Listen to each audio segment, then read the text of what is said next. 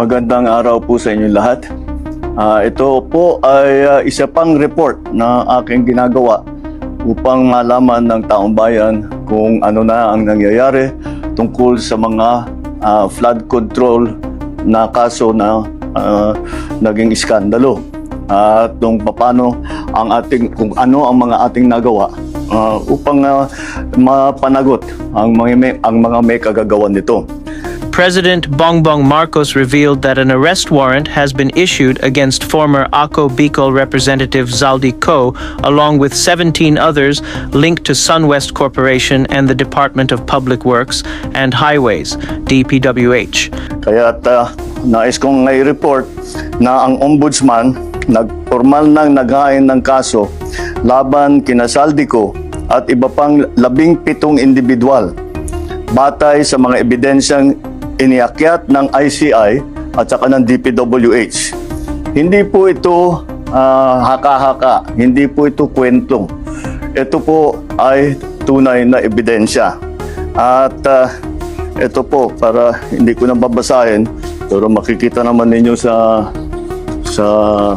phone ninyo, ito yung listahan ng may arrest warrant na. At ang susunod na hakbang, ay wala nang paligoy-ligoy pa, ang ating mga otoridad ay siyempre papatupad na nila itong mga arrest warrant na ito.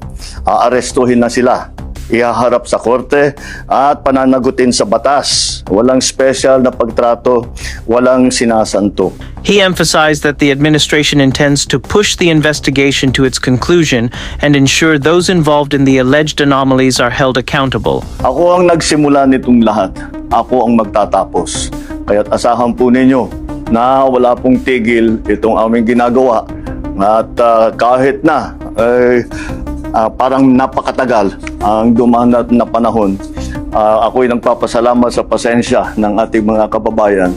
Ngunit nagbunga na ng resulta ang mga pasensya ninyo. In a separate statement, DPWH Secretary Vince Dizon underscored that the case referral filed today against former Speaker Martin Romualdez, who is also the president's cousin, demonstrates that the government is willing to pursue responsibility even within its own circle in connection with the ongoing flood control controversy.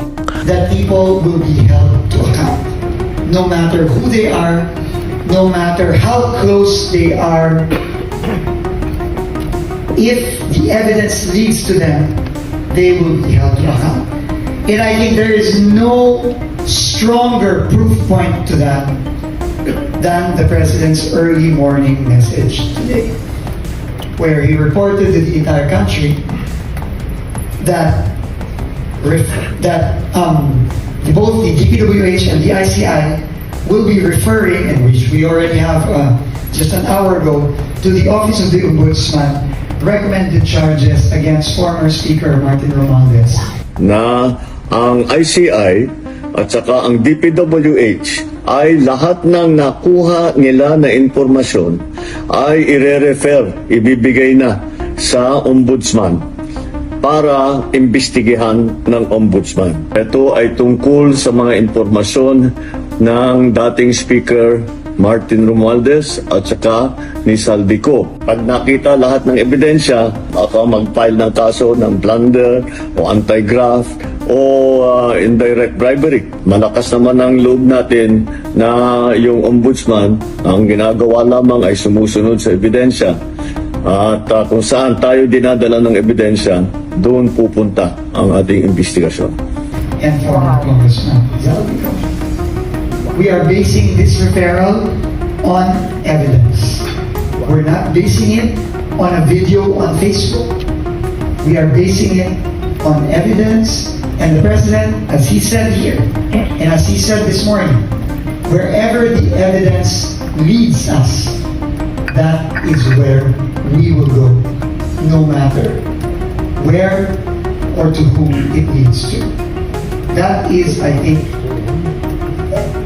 the biggest assurance and the most important assurance that our President has been repeatedly saying since his famous words at the State of the Nation address in late July.